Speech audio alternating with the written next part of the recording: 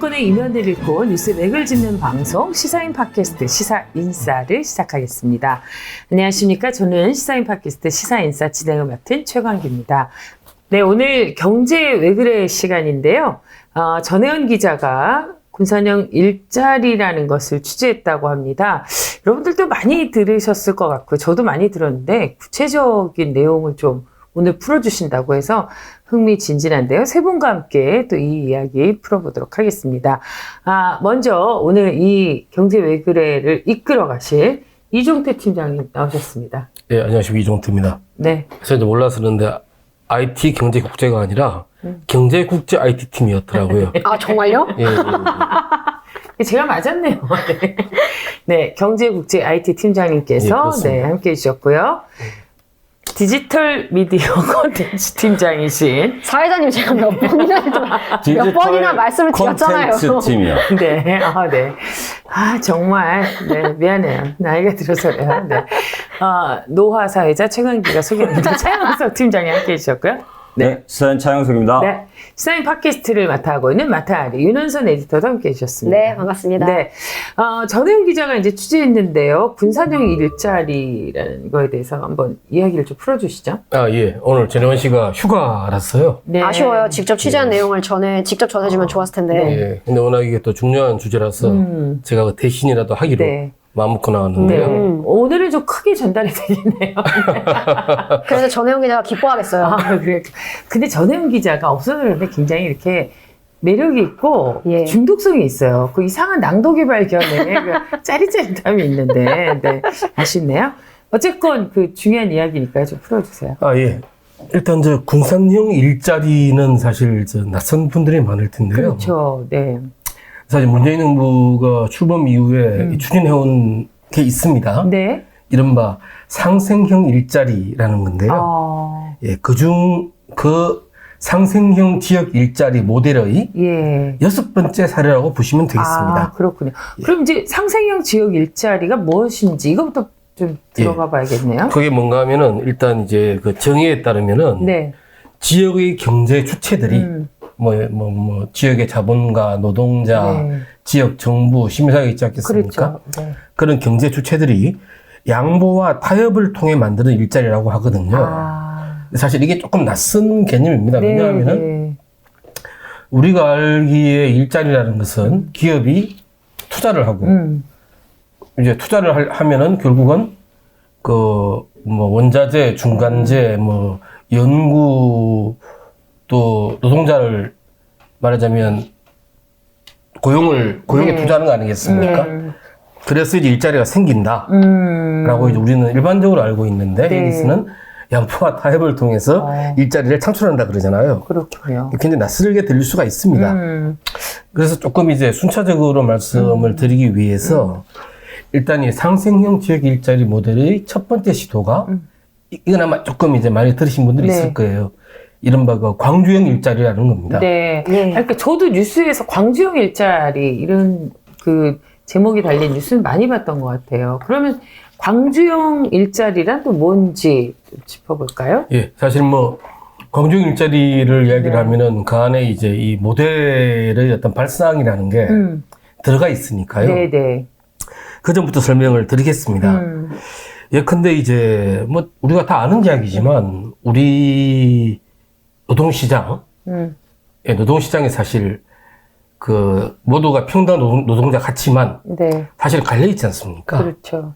그리고 한 루트는 들어가면은 돈도 많이 받고 휴가도 주고 예. 또 나이가 들면서 그냥 임금이 올라가고 자동적으로 그렇죠. 예. 또 복지 혜택도 볼 수 있습니다. 그런데 한쪽에서는 굉장히 불안정하고 언제 해고될지 모르고 예. 네. 임금도 작고 복지 혜택도 별로 없어요. 네네. 이게 두 개로 갈려 있지 않습니까? 두 개로 갈려 있는데 이런 어떤 이 노동자 간의 격차가 너무 심하다라는 문제의식에서 이제 발단이 된 거거든요. 좀 안정적이고 우리가 얘기하는 괜찮은 일자리, 그게 1차 노동시장. 예. 그렇지 않은 일자리를 2차 노동시장. 우리가 보통 그렇군요. 그렇게 많이 부르죠. 네. 그렇습니다. 격차가 심하긴 하죠. 예. 근데 사실 이 발상 자체는 제가 볼 때는 우리의 어떤 전통적인 어떤 뭐랄까 이 노동운동이라든가 어떤 전통적인 노동자관과는 좀 차이가 있습니다. 아, 그래요? 예, 예. 왜냐하면은 기본적으로 1차 시장과 노동시장이 1차와 2차로 갈린 것의 어떤 그 원인을 단지 자본 측에만 묻는 게 아니에요. 예를 들어 이런 게 있지 않습니까? 예컨대 이제 노동자의 임금을 이제 조정하려면은 우리 경제 교과서에는 그렇게 나옵니다. 예컨대 이 자본 측은 예컨대 어느 정도의 임금을 주면은 어떤 일을 시킬 수가 있다. 네. 라고 생각을 하고 네. 노동자들은 이제 임금을 많이 주면은 가서 일을 하려고 그러고 임금 적게 주면은 일을 하지 않으려고 그러는 거죠. 네. 이런 어떤 두 척의 지향이 맞물리면서 그 균형점에서 예. 이제 임금의 수준과 또 고용하는 노동자의 수가 결정이 된다라고 네, 네. 이야기를 합니다.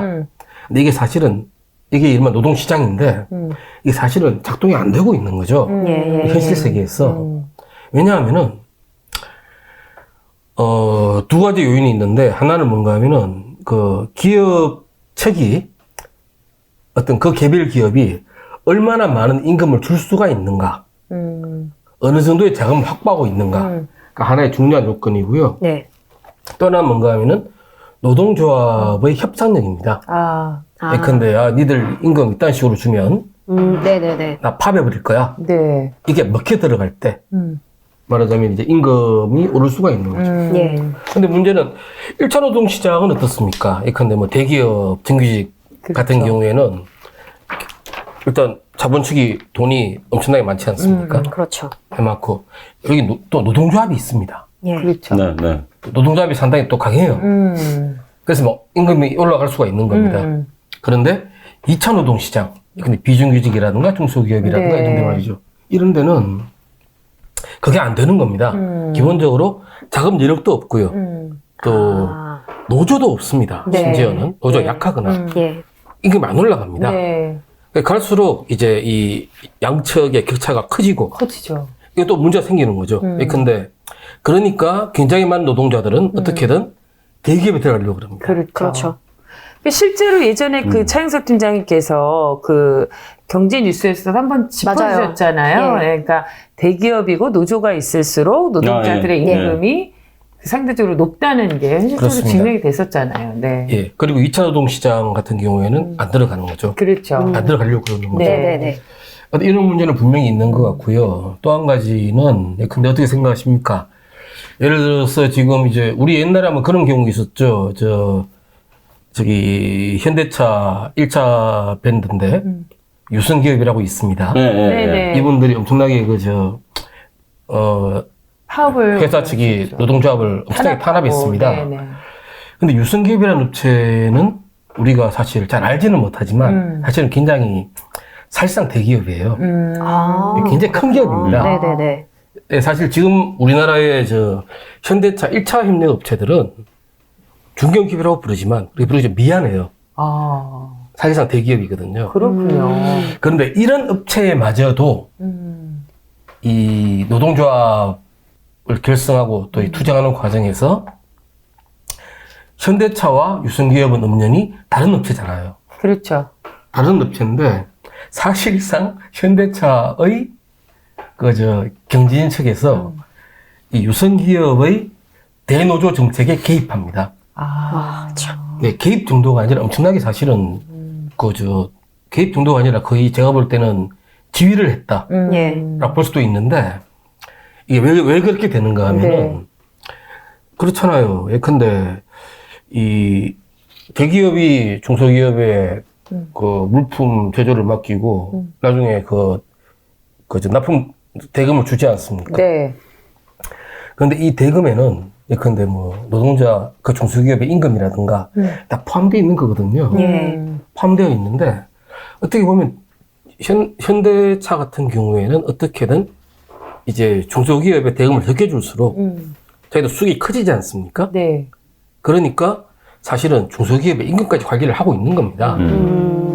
그러면 어떻게 보면은 사실은 대기업 측에서 소속 노동자들한테 많은 임금을 주는데 저는 개인적으로 생각을 해요. 그 임금에는 중소기업 노동자들의 임금이 포함되어 있다고 생각을 해요. 저는 개인적으로. 근데 아마 이런 어떤 그게 있었을 겁니다. 그래서 이 광주형 일자리 같은 경우에는 이른바 적정 임금에서 해법을 찾으려고 했습니다. 광주에 어떤 이제 이 자동차 조립 공장을 세우는데 네. 여기에 있는 노동자들한테는 그 말하자면 적정한 임금을 주자. 말하자면 뭐 현대차나 뭐 GM만큼 네. 임금이 높지는 않지만 예. 적어도 뭐 다른 중소기업이나 그런 데보다는 훨씬 높은 네네. 어떤 그런 임금을 주자라고 생각을 한 겁니다. 그렇게 해야지. 근데 이 대기업들이 지금 해외로 많이 빠져나가고 있지 네. 않습니까? 여기에는 사실 이 광주형 일자리의 발상자들은 뭐 사실상 그런 거죠. 사실상 이 높은 임금의 원인이 있다고 보는 거죠. 국내에 잡아놓으려고 해도 좀 적정한 임금을 줘야 되고 또 그 대신 어떤 노동자의 경영 경영 참여라든가 네. 아, 네. 좀 이런 부분들을 좀 보장을 하자라고 생각을 한 겁니다. 그러니까 이제 아까 처음에 설명하신 것처럼 이렇게 돌아보면 이 적정 임금이라는 게 그 광주형 일자리를 찾아볼 때 아까 이제 그 노사 관계와 관련해서도 이제 대기업이 이렇게 일정하게 관여를 하고 있고, 근데 그거를 이렇게 보면 이제 그 인건비나 뭐 그거에 따른 여러 가지 갈등과 관련된 비용들도 그 좀 뭔가 이렇게 그 문제가 생기는 걸 차단하고 적정한 임금을 지불하는 것. 그런 의미에서 이제 상생형 뭐 이렇게 그 관계라고나 할까요? 그런 새로운 일자리 창출의 목표를 둔 거다 이렇게 봐도 되는 건가요? 예, 일단 뭐 상생을 한다라는 네. 말하자면 자본과 뭐 대기업과 네. 중소기업 그 노동자들이 전부 다 같이 산다라는 그렇군요. 입장이 있는 건데, 근데 사실은 이 적정 임금이라는 것 자체가 굉장히 모호한 개념입니다. 그렇죠. 근데 그러니까요. 이거를 도대체 어떻게 예. 정한다는 건지 참 예를 들어서 뭐 대기업에서 궁금하네요. 같은 기능과 같은 일을 하는 노동자지만 대기업에서 예를 들어서 한 8천을 준다. 중기업에서는 한 3, 4천을 준다라고 할 때 그럼 적정 얼마인 거죠? 잘 모르지 않습니까? 잘 모르고 또 한 가지는 설사 그런 적정 임금이 정해진다 하더라도 노동조합이 결성돼서 활동을 하기 시작을 하면은 너무나 당연히 네. 임금 인상을 요구하기 때문에 요구하겠죠. 네, 네. 예. 그러면은 이제 어떤 그 협상력에 따라서 임금이 곧 올라간다는 거죠. 네. 올라갈 것인데 그러면은 이 어떤 식으로 그런 부분들을 이 컨트롤할 수 있을 것인가라는 의문이 제기가 됐었고요. 예. 제기가 됐고 또 그 부분은 제가 볼 때는 실제로 광주형 일자리가 현실화되면서 근데 현대가 투자하기로 하고 예. 또 이제 그 구체적인 어떤 만들어 나가야 되지 않습니까? 네. 그래서 현실화가 됩니다. 이 문제를 과연 해결할 수가 있겠는가? 현실화가 됩니다. 그래서 일단 이제 그 실험적으로나마 네. 지금 일단 정해진 규율은 있어요. 예. 그건 뭔가 하면은 이건 상당히 제가 볼 때는 굉장히 좀 독특한 발상이라 볼 수가 네네. 있겠는데요. 한마디로 말해서 상생노사발전협의회라는 것이 있습니다. 예, 예. 그걸 만드는데 여기에는 단지 그 해당 기업의 노동자와 자본뿐만 아니라 그 지역의 그 시민사회 또 지방자치단체. 지방자치단체 네. 이런 분들이 같이 참여를 합니다. 아, 예, 같이 참여를 해서 한마디로 말해서 적정 임금이 얼마라고 사실 제가 볼 때는 이걸 계산해내는 것은 불가능해요. 네네. 이건 불가능한 일입니다. 네, 네. 그래서 제가 볼 때는 어떤 그보다는 뭐 사실상 현대 자본을 유치 가능하고 네. 또 어떤 사회적인 통념으로 볼 때 어느 정도 괜찮은 임금의 수준으로 일단은 사실상 그런 식으로 갔다고 봐요. 네. 그런 식으로 갔다고 보는데 그런데 그렇다 치더라도 협약서에 그런 구절이 있었어요.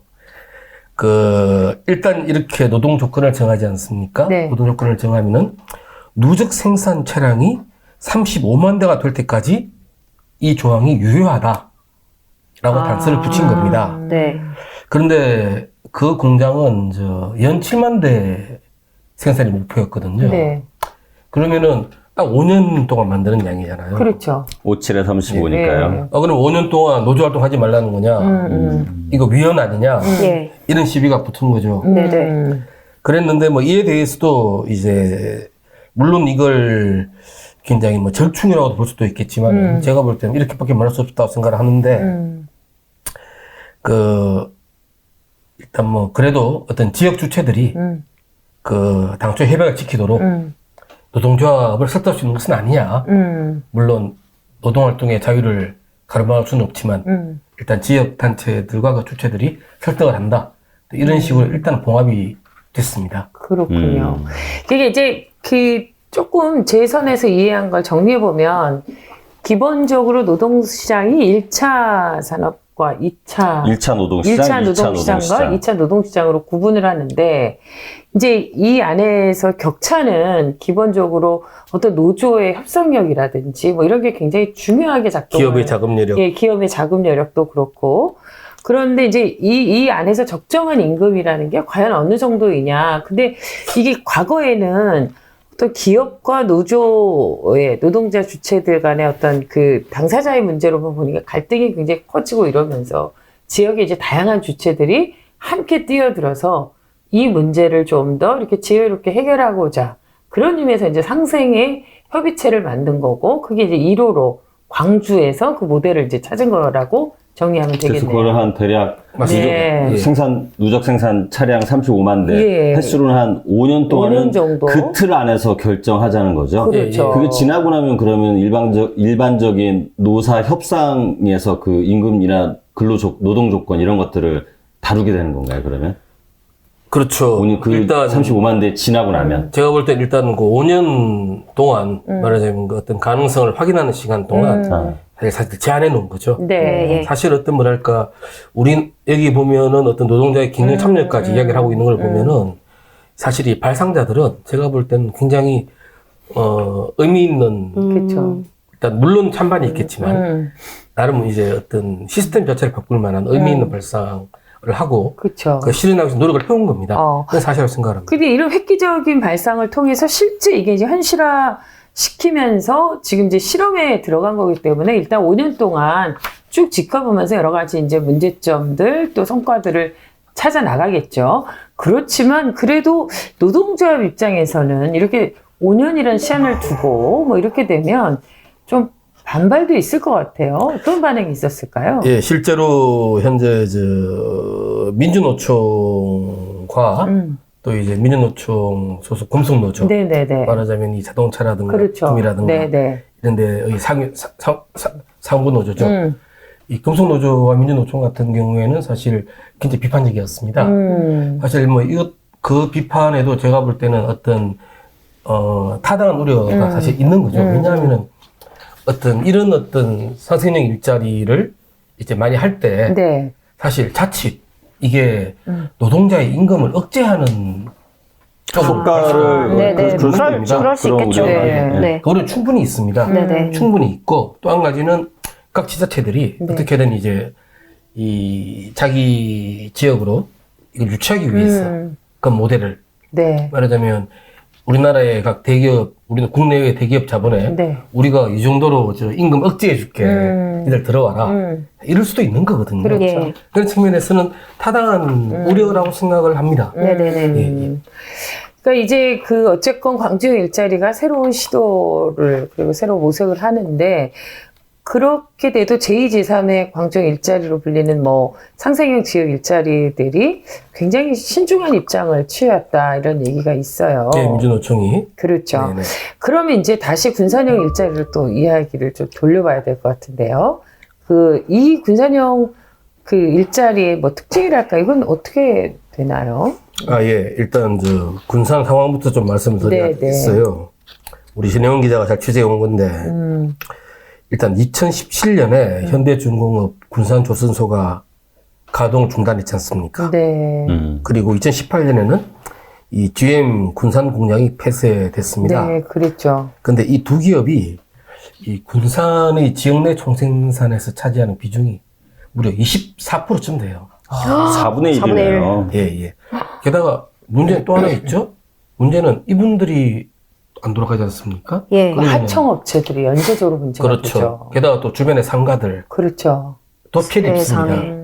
그런 식으로 사실 이건 제가 볼 때는 거의 괴멸적 위기예요. 아, 그래서 일단 민주노총과 금속노조는 반발을 했지만 일단 민주노총 전북본부는 예. 제가 볼 때는 이 사업에 꽤 적극적인 것으로 보입니다. 아, 군산형 일자리에 적극적인 예. 이라는 말씀이시죠. 전혜원 기자가 인터뷰한 최재춘 민주노총 전북본부 네네네. 군사지 지부장님의 말씀을 제가 옮기면요. 네. 군사는 현재 뭐든 다 떠나버리고 공동화되어 가고 있다. 다 죽게 된 상황에서 그나마 새로운 일자리가 온다는데 민주노총이 노동 조건이 안 좋다고 반대할 수는 없는 일이다. 예. 안 그래도 민주노총 때문에 GM이 떠났다는 잘못된 소문까지 도는 와중에 이걸 반대하면 민주노총이 지역에서 고립될 수 있다. 예. 차라리 민주노총이 이 사업에 들어가서 우리가 원하는 100%만큼 아니더라도 70에서 80%까지는 새 일자리의 질을 끌어올리자고 생각을 했다. 이렇게 예. 이야기를 하고 있는데 사실 상당히 뭐랄까 절박한 겁니다. 예, 그래 보이네요. 이분들 입장에서는. 그래서 좀 전에 저한테 이제 하문하신 이 군산형 일자리의 어떤 아이고, 뭐, 그렇게까지 얘기하시니까 또 송구스럽습니다. 네. 사극인가요? 당연한 거 아닙니까? 아, 이게 말씀하십시오. 아무튼 저한테 분부를 내리신 걸 보면요. 어색하다, 진짜. 예, 군산형 일자리 협약에는 네. 지금까지 그 상생형 일자리 모델들에 들어가지 않은 조항들이 들어가 있습니다. 네. 아, 네. 일단 우리가 이거는 전제를 해야 될 것 같아요. 그러니까 노사교섭이라는 게요. 예. 크게 아주 크게 나누면 두 종류가 있습니다. 하나는 뭔가 하면은 기업별 교섭. 기업별 교섭. 예. 그러니까 한마디로 말해서 이 현대차는 현대차 법인이 있지 않습니까? 네. 그 안에 노사. 예, 현대차 자본과 현대차 노동자들끼리 교섭을 하고 또 이게 하청업체들은 하청업체 단위에서 그끼리 교섭을 하는 거죠. 한국은 사실상 기업별 노조 체계입니다. 그렇죠. 네. 물론 이 민주노총 단위에서 그 조직은 되어 있어요. 만약 산별 금속노조가 노조. 그거 아니겠습니까? 네. 근데 문제는 작동하지 않습니다. 우리 시사인만 해도 시사인도 산별노조로 지금 민주노총 언론노조에 소속돼 있잖아요. 그래서 원래대로 하면은 산별교섭을 해서 그러니까 전체 그 언론노조가 이 해당 기업에 네. 미디어 업계에 있는 누군가들의 연합체와 서로 이렇게 해서 이렇게 교섭을 해야 되는데 혹은 아니면은 우리가 지금 어쨌든 그 언론노조에 소속돼 있기 때문에 네. 우리 사측하고 그 언론노조에서 이렇게 교섭을 하는 방식으로 진행이 되어야 하는데 보통은 이제 그 교섭권은 사실 산별에 있는 거예요. 산별에서 우리 지금 시사인 노조, 우린 지부니까 지부에게 그 교섭권을 위임하는 형식으로 돼 있어요. 아, 그렇구나. 우리도. 예. 네, 근데 그렇게 하다 보니까 어떤 일이 벌어지는가 하면은 일단 기업의 자금 여력에 기업의 아까 말씀드린 대로 그렇죠. 그게 또 기업의 자금 작동하잖아요. 여력과 또 어떤 노조의 협상력이 어떤 해당 기업 사업자. 노동자들의 임금을 예. 결정하는 데 너무 큰 영향력을 그렇죠. 미칩니다. 네네네. 이게 당연히 일단 돈이 많은 대기업은 노동자 임금 인상률이 굉장히 높고요. 그렇겠네요. 돈이 없는 하청업체들은 임금 인상 자체가 막히는 거죠. 근데 아까 말씀드린 것처럼 대기업이 하청기업들의 임금까지 네. 조정하지 않습니까? 그렇죠. 예. 그런데 이제 요게 하나고요. 또 다른 하나가 뭔가 하면은 우리가 흔히 말하는 산업별 산별노조입니다. 네네. 예, 예. 이건 뭔가 하면은 예를 들어서 현대차 자본과 하청업체 자본들이 같이 묶여서. 협의회를 만듭니다. 네, 네. 그리고 이쪽 편에서는 현대차 대기업 노동자와 중소기업 노동자, 비주류 노동자들이 또 같이 네. 협상단을 만듭니다. 네, 네. 이렇게 협상을 합니다. 이렇게 협상을 하면은 대기업 노동자들이 자기들의 어떤 임금 인상에 대한 욕구가 높더라도 사실 다른 업체 노동자들의 눈치를 볼 수밖에 없습니다. 그렇죠. 아, 네네. 그렇지 않겠습니까? 그렇죠. 그건 또 자본 측 대표들도 마찬가지입니다. 예. 이렇게 해서 어떤 그 임금 인상률이 말하자면 그 차원에서 정해지는 것이고 네. 또 조금 더 나가서 생각을 하면은 근데 이 하청업체의 임금 인상이 높게 정해지면은 사실 지금처럼 대기업이 막 조정하는 것이 네네. 아니라 높게 정해지면은 대기업들이 납품 내용을 줄 때도 그걸 신경을 써야 되는 거죠. 그래서 사실은 이제 그런 게 있는데 사실 제가 볼 때 이 군산형 일자리가 도입한 것이 제가 볼 때 굉장히 좀 혁명적인 어떤 발상이 건 것 같습니다. 네. 근데 뭘 도입했나요? 사실상 산별노조를 도입을 했어요. 아. 물론 온전한 의미는 아니지만 예를 들어서 이 군산적 일자리가 있으면 여기도 원청업체, 하청업체가 있을 거 네네. 아닙니까? 있는데 이런 어떤 원청과 하청의 이 노사가 모두 참여하도록 하는 거죠. 교섭을 할 때. 군산 지역에 있느냐? 예. 네. 자본 측은 사용자 협의회를 만들고 노동 측은 노동자 협의회를 만듭니다. 그래서 공동으로 교섭을 벌이고요.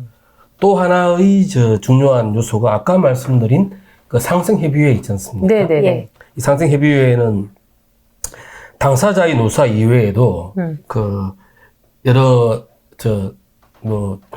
아까 말씀드린 시민사회라든가 네네네. 지자체가 들어가지 않습니까? 이 차원에서 제가 볼 때는 사실상 이 직종별 네. 적정 임금 구간 네. 대충 어디서부터 어디까지 줘야 된다 라든가 또 매년의 임금 상승률에 대해서 제가 볼 때는 일종의 가이드라인을 공동교섭단에 제안하는 겁니다. 아. 제안하고 그러면은 이제 이걸 참고해서 이제 아까 말씀드린 공동 차원에서 네. 교섭을 해서 대충 결정을 하고 그걸 또 기준으로 해서 각 기업별 노사가 협상을 벌이는 것으로 그렇군요. 대충 이런 어떤 시스템을 만든 거거든요. 예. 이와 함께 짤막하게 말씀드리면은 우리 사주제 도입, 오. 우리 시사회는 하고 있죠. 예, 예. 네. 우리 사주제 도입이라든가 또 이 노동 이사제, 노동자가 이사로 들어가는 겁니다. 그리고 또 만약에 그렇게 이 상장이 안 돼서 이사회도 일단 그렇지 않겠습니까? 네. 이런 경우에는 노동자가 어떤 경영회의를 참관할 수 있는 어떤 장치 그렇군요. 이런 걸 마련한다라는 어떤 구상인데 지금까지 대한민국 기업들의 지배 구조와 비교를 해보면은 제가 볼 때는 굉장히 이것도 어떤 새로운 측면이 있는 제도를 할 수 있겠습니다. 이게 지역형 일자리마다 이제 좀 나름대로 비슷한 점도 있지만 굉장히 다른 고유한 특성들이 있는데 군산형 일자리의 가장 큰 특징은 그 어떤 산별노조처럼 일단 그 지역의 자본가 그룹과 그리고 그 노동자 집단이 이렇게 집단적으로 공동교섭할 수 있는 산별노조의 어떤 형태를 띠는 게 그리고 또 중요한 건 그 지역의 그 상생협의체에서 가이드라인을 제시한 게 군산형 일자리의 가장 큰 특징으로 우리가 좀 볼 수 있을 것 근데 같은데요. 이게 이제 가령 아까 광주형 일자리 같은 경우는 거기에 이제 어떤 지금 자동차를 생산하는 어느 업체가 지금 하나 탄생하는 거잖아요. 이거 같은 경우는 지금 그 군산에 있는 새만금 단지에 전기차 관련된 부품 업체나 어떤 업체들이 여기 지금 생기는데 그 업체들의 지금 얘기한 이 군산형 일자리의 그런 무슨 그 임금을 결정하는 상생 협의회나 이런 제도를 거기에 도입한다는 거죠. 예. 그러니까 기존에 있던 거기에 있는 군산에 있는 전체 공장에 이 제도를 도입하는 게 아니고 새만금 단지에 새로 들어가는 전기차 부품 업체들 신설되는 그 업체에 지금 들의 이 제도를 도입하자는 그거인 거죠. 이런 메커니즘입니다. 일단 현재 예전에 GM 군산 공장이 있던 자리에 네. 현재 명신이라는 회사가 들어가 있습니다. 예. 이 전기차를 만들려는 업체죠. 그리고 이 새만금 단지에 4곳 또 지금 현재 군산 국가산업단지에 11곳 정도 입주할 계획이라고 하는데요. 근데 사실은 이런 입주 자체가 좀 전에 말씀드린 모델 있기 때문에 그 모델로 유치를 한 겁니다. 아, 이런 조건 하에서 이제 기업을 유치한 거군요. 말하자면 네. 이런 모델로 할 테니까 한번 동의하는 당신들이 와서 한번 사업을 해보지. 예. 예, 말하자면 사실 이건 아까 제가 잠시 말씀드렸던 이 상생용 지역 일자리 모델 밑에 가정이 있지 않습니까? 네네. 이건 물론 저도 뭐 노동자이기 때문에 좀 말씀드리기 그런 거지만은 어떤 이 임금에 따라서 네네. 어떤 자본이 투입되기도 하고 안 되기도 한다라는 어떤 발상이 깔려 있는 거죠. 그리고 이제 지금 보니까 광주하고 군산도 여러 가지 이제 지역 경제 상황이 굉장히 좀 다른 형편이기 때문에 군산 같은 경우는 어쨌건 이제 대기업이 다 GM 같은 경우 이제 문을 닫게 되고 뭐 이런 여러 가지 일련의 사태들이 지역 경제에 어마어마한 그 영향을 미쳤고 그렇다 보니까 이런 모델로 갈 수밖에 없었던 그런 배경도 있는 것 같아요. 그렇죠?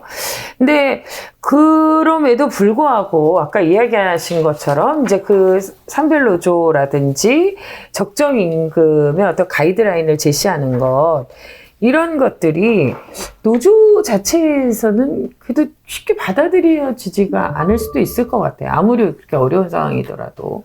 예, 그래서 이 민주노총과 금속노조 같은 경우에는 현재 반대 성명을 냈습니다. 아, 그렇군요. 그 기본적으로 이제 이분들에 따르면은 말하자면 상생협의회가 적정 임금 구간.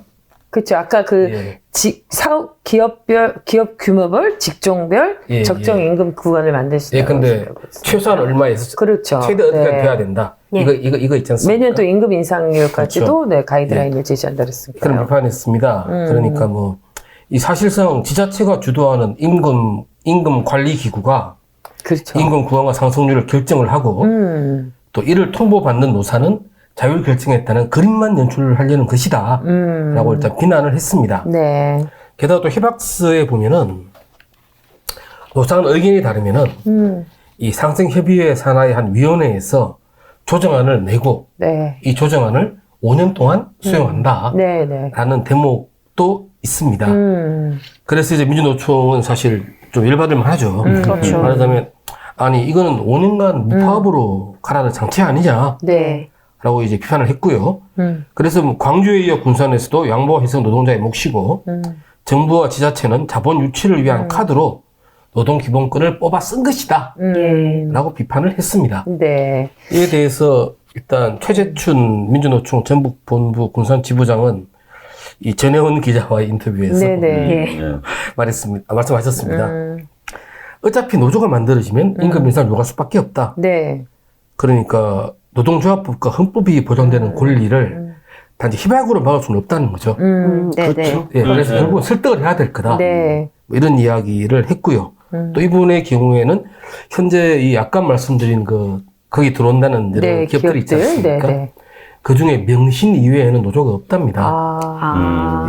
그래서 뭐 그런 상황인데 일단 여기에 기업 유치를 하면서 그쪽에 이제 노조 조직도 시도해보고 또 중기 임금수 높일 수 있는 계획이 될 수가 있다고 이야기를 하고 그렇군요. 있습니다. 제 생각을 좀 말씀드려도 될까요? 그럼요. 그건 나중에 하셔도 되는데. 어쨌건 이제 노조에서는 반발도 하는 목소리가 분명히 있고 또 한편으로는 이제 그 군산 지부장님 이야기처럼 약간의 기대도 있는 것 같아요. 그렇죠. 네. 그 생각을 이야기해 보시죠. 적정한 선에서. 네, 적정한 의견을 좀 제시해 보세요. 근데 사실은 네. 사실 제가 볼 때는 이 광주형 일자리나 군산형 일자리에 들어가 있는 어떤 이 노사 간 네. 협약에 대한 이야기 있지 않습니까? 근데 이거 자체는 사실 한국에서는 되게 낯설죠. 그렇죠. 낯선데 사실 우리가 그러니까 굉장히 많은 한국 사람들이 좋은 나라라고 꼽는 이 스웨덴이라든가 네네네. 북미 삼민주의 국가에서는 일반적으로 사용해오는 방식입니다. 아, 그렇군요. 전통적으로. 네. 근데 예전에 이제 이른바 우리가 흔히 이야기하는 그 연대임금제 있지 않습니까? 그게 이제 아주 간단하게 말을 하면은 이 대기업 같은 경우에는 세대도 그랬던 거죠. 대기업은 굉장히 임금이 높고 예. 중소기업 임금이 낮습니다. 예. 낮은데 그 한 업종에서 임금을 동일한 수준으로 가버리고 또 임금 인상률도 사실은 이제 그 나라의 어떤 거시 경제 구조 있지 않습니까? 네. 어떤 뭐 인플레이션율이라든가 또 뭐 임금 인상률 같은 임금목 같은 뭐 거시 경제 변수들이 있습니다. 네. 사실은 그 변수에 맞게 그 상위 노조와 최상위 노조와 노총이죠. 네. 노총과 또 이 최상위 자본가 단체가 협상을 해서 가이드라인을 만듭니다. 아. 가이드라인을 만들고 그리고 사실 물론 이렇게 하면은 개별 노조들 입장에서는 불만도 많을 거 아닙니까? 스웨덴은 당시 건설 노조가 그랬었는데요. 반발한단 말입니다. 그러면은 그 노총이 굉장히 강력한 제재를 합니다. 아. 예. 그렇군요. 근데 이게 뭐랄까 그쪽 입장에서는 제가 볼 때는 어떤 총노동자의 어떤 자주성과 어떤 이 임금과 거시경제라는 것이 무관하지 않으니까요. 어떤 그에 대한 어떤 이 고도의 어떤 그 조절을 했다라고 볼 수도 있겠지만은 물론 뭐 개별 노조의 자주성을 짓누는 부분이 있겠죠. 예. 그러나 제가 말씀드리고 싶은 거는 이거 자체가 굉장히 낯설거나 이 광주형이나 군산형에서 새롭게 도입된 제도는 아니다. 네. 아, 그 말씀 드리고 싶습니다. 네네. 그러니까 이제 우리가 어떤 그 사회복지나 뭐 이런 되게 좋은 모델로 쓰여지는 게 이제 스웨덴의 어떤 예를 많이 드는데 이런 노동 문제에 있어서도 이렇게 다양한 형태가 있고 아까 그 연대 임금제처럼 뭐 이렇게 다양한 시도들이 있었고 그러니까 저는 참 그래서 우리나라도 이런 모델이 낯설지만 이미 뭐 다른 나라에서는 하고 있다라는 이야기를 해주신 건데, 그게 이제 가장 그게 가능했던 건 상생이라는 건데, 이게 참 쉬운 말은 아닌 것 같아요. 이게, 이 집단의 조직의 사회 구성원들이 이걸 합의하는 과정이 참 어려운 문제고, 그런 진통이 지금 나오는 게 이런 지역형 일자리에서도 뭐 노조의 반발이라든지 이런 파열음이 이제 계속 쏟아져 나오는 건데요. 지역 시민들 그 어떤 지역 내 주체들의 반응도 궁금해요. 왜냐하면 새롭게 참여하는 거 아니겠습니까? 그럼 반응은 어떤가요? 일단 전혜원 기자의 취재에 따르면은 전혜원이 나왔어야 돼. 그냥. 취재에 따르면은 답답하네 진짜. 네. 실제로 이미 GM 네. 그 옛 군산공장 자리에는 지금 아까 말씀드린 명신이 들어와 있대요. 네네네. 물론 아직까지 가동을 하지 않고 있습니다. 예. 정 기자가 가서 취재를 하다가 거기에 일자리를 구하러 온 청년을 만나기도 했대요. 아, 네. 예. 만나기도 했고, 그 지역사회는 일정한, 이 기대가 있는 것 같습니다. 있는 것 같고요. 그리고 현재, 이 현대중공업 군산조선소 노동자들이 원래 살던 원룸촌이 있었답니다. 네네. 있고, 거기에 상가가 있는데, 그 상가가 지금 굉장히 피폐한 상태래요. 뭐, 정 기자가 뭐 똑바로 봤겠지만은, 뭐, 세 가게당 한 가게꼴로 이미 임대 표지판이 네. 아이고, 네. 붙어 있는 상황이고요. 그래서 이제 온성조 군산상공회의소 부장은 그 GM 군산공장 폐쇄와 현대중공업 군산조선소 가동 중단으로 네. 식당 등 파생되는 동네 일자리까지 합해서 일자리 2만 개 정도가 붕괴했다고 본답니다. 아이고, 예. 그래서 어떤 군산형 일자리를 통해서 군산이 뭐 더 커진다거나 일자리가 갑자기 수천 개 생기진 않겠지만은 그래도 이거라도 한번 희망을 그려보고 그렇죠. 싶은 바람이 있다라는 이야기를 하고 있습니다. 아까 그 민주노총 군산지부 어떤 관계자의 인터뷰처럼 굉장히 군산 시민들 같은 게 절박한 문제죠. 그리고 우리가 지난번이었나요? 시사인에서 다뤘던 것처럼 그 빈집의 경고처럼 예.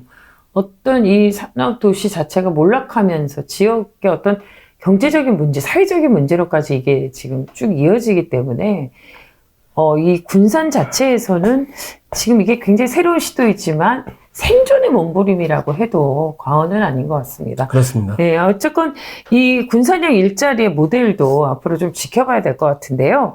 그 이야기한 것처럼 상생형 일자리라는 게 참 낯설고 이걸 합의해가는 과정은 참 쉽지 않아 보이는데 그래도 이게 어떻게 보면 이런 어려운 문제의 해법이 될 수 있을 것, 또 하나의 출구가 될 수 있을 것 같은데요.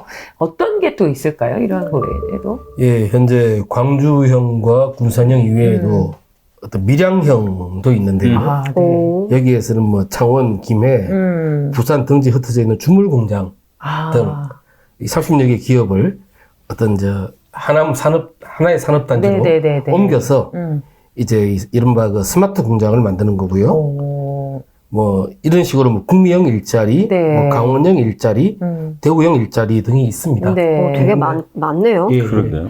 일단 이거 자체는 이제 그렇죠. 뭐 지금 우리가 이야기한 것처럼 아까 말씀하신 것처럼 어떤 지금 굉장히 절박한 문제들이 있고요. 네. 뭐 빈집도 그렇지만은 상당히 많은 지역에서 네. 어떤 제조업이 그 문을 닫거나 그렇죠. 다른 나라로 가버리고 이런 어떤 트렌드가 있는데 이런 트렌드에 어떤 기존의 그 문자 그대로 뭐 이 시장 여건만 자유롭게 하면은 막 자본이 콱콱 투자가 돼가지고 뭐 일자리가 자동적으로 만들어지고 네. 잘 된다 뭐 이런 발상이나 혹은 뭐 기존의 어떤 노동조합주의 이런 말 하기 참 힘듭니다만 네. 제 입장에서도 그렇죠. 어떤 기존의 노동조합주의를 관철시키는 것으로 어떤 문제가 해결될 수 없다고 본 사람들이 어떤 뭐 하나의 새로운 모델을 제시한 그렇죠. 거죠. 네, 네. 그러니까 이렇게 지역의 이름이 붙는 무슨 형, 뭐 광주형이든 뭐 군산형이든 뭐 밀양형이든 이런 게 그러니까 거기에 생긴다고 해서 어떤 일자리가 생긴다고 해서 그렇게 이름을 붙이는 건 아니고 아까 얘기한 것처럼 뭐 지방자치단체라든가 아니면 지역의 시민사회들이 그 일종의 교섭의 틀 안으로 들어가서 그런 틀을 만들어 놓고 거기에 기업들이 들어와서 하는 그거 자체를 이렇게 일컫는 용어라고 보면 되는 건가요? 아, 예. 아주 정확히 지적하셨습니다. 그러니까 뭐 밀양형 일자리라는 게 그러니까 주물공장 뭐 30개 기업이 뭐 어떤 산업단지에 모여서 스마트 공장을 만든다고 해서 그게 밀양형 네. 일자리라는 게 아니고 그렇죠. 거기에 지자체나 지역의 시민사회단체 그리고 노사 이렇게 공동의 교섭 테이블을 만드는 걸 전제 조건으로 해서 거기에 공장들이 생겨난다 이런 거를 얘기를 하는 거죠. 예, 그러니까 그렇죠. 아주 좋은 말씀인데요. 말하자면 그 지역의 여건 현재 기존 그렇죠. 여건이 네, 있었으니까 네, 네. 여기에서 어떤 발전할 수 있는 산업을 이제 집어낸 거고요.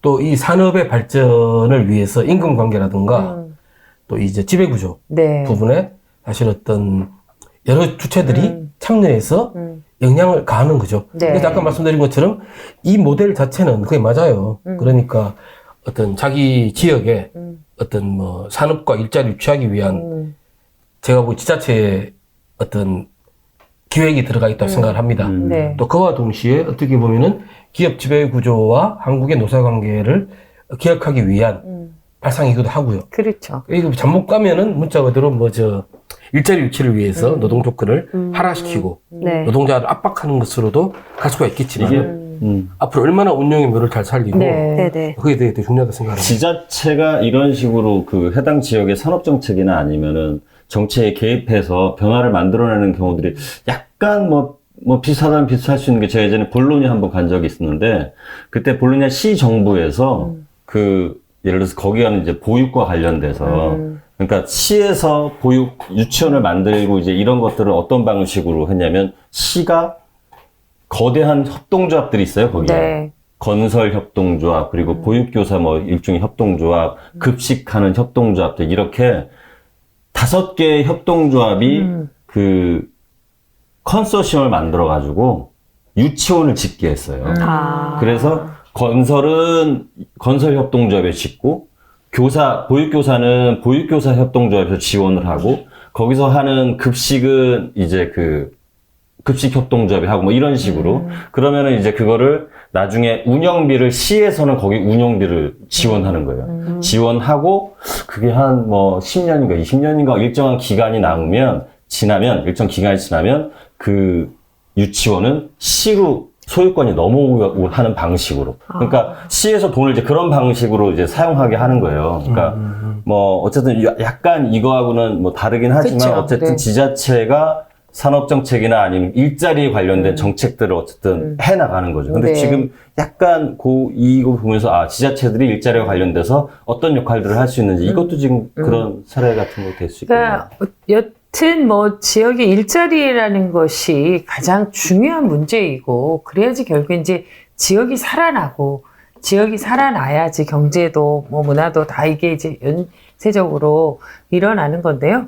그 지역형 일자리라는 것은 이제 각 지역이 갖고 있는 고유한 특성과 여건을 고려해서 다양한 방식으로 어떤 상생형 협의체를 만들고 그런 것들을 이제 수용할 수 있는 기업을 유치하기도 하고 또 그 들어오기로 한 기업의 어떤 조건들을 좀 이렇게 강제내기도 하고 여러 방식으로 그러니까 이게 뭐 이거다라고 하기는 어려운 거죠. 이것만이 지역형 일자리다가 아니라 각 지역에 맞는 다양한 그 갖고 있는 그 특성과 여건을 고려해야 한다는 점에서는 앞으로 나올 형태들은 또 다른 모습의 또 예. 여러 가지 형태들이 나올 수 있을 것 같습니다. 근데 진짜 네. 군산 같은 경우는 현대중공 군산 조선소하고 군산 GM 군산 공장이 전체 자기네 지역 내 총생산의 한 24% 이렇게 차지했는데 그게 문을 닫아버리면 진짜로 지역 자체가 뭐라도 진짜- 해야겠다 이런 생각이 그렇죠. 들 것 같아요. 뭐라도 절박하죠. 해야겠다. 뭐 개멸적이죠. 네, 네, 뭐라도 해야겠다 그러니까요. 이런 생각이 들 것 그러니까 같습니다. 이게 말이 24%지 그걸로 인해서 연쇄적으로 일어나는 경제 문제는 그러네요. 끔찍한 네. 정도죠. 어쨌건 오늘 저도 굉장히 저는 경제 왜 그래 시간을 통해서 느끼는 거지만 많이 배우게 되는 것 같아요. 그러니까 그 늘 군산형 일자리 지금 뭐 이런 반응은 어떤 반응인가요? 광주형 일자리 쑥스러움. 네, 쑥스러움 있죠. 그러니까 사실 또 비행기를 태우고. 아니, 왜냐면요, 이렇게, 사실 이렇게 보면, 뭐지? 광주형 일자리가 뭐야? 그런데 사실 그걸 집요하게 파지는 않아요. 다른 뉴스만 보게 되고, 뭐, 예. 그런데 오늘 이제 명확하게, 지역형 일자리가 무엇인지, 지역의 상생형 일자리는 왜 필요한 건지, 이런 것들을 좀 알 수 있는 기회가 돼서 굉장히 유익한 시간이었다라는 생각이 듭니다. 처음에 호 하나 만드세요. 항공 이종태 선생. 뭐야? 비행기 태운다. 항공 이종태 선생. 썼다 이종태 선생으로 하시죠. 네. 어쨌건 네 어려운 경제 문제도 쉽게 좀 풀어드리고요. 또 저희가 이야기를 하면서 여러분들도 좀 잘 이해가 되는 어떤 계기가 되었으면 좋겠다라는 작은 바람을 좀 가져봅니다. 시사 인사를 통해서 여러분들 이 경제도 좀 시원하게 풀어드리겠습니다. 세상을 보는 눈도 시사인을 통해서 여러분 넓혀가시면 좋겠습니다. 늘 마무리 멘트는 이걸로 끝나네요. 시사인 정기구독, 그리고 시사인사, 좋아요, 구독, 알람은 필수입니다. 함께해 주신 여러분 고맙습니다. 네, 고맙습니다.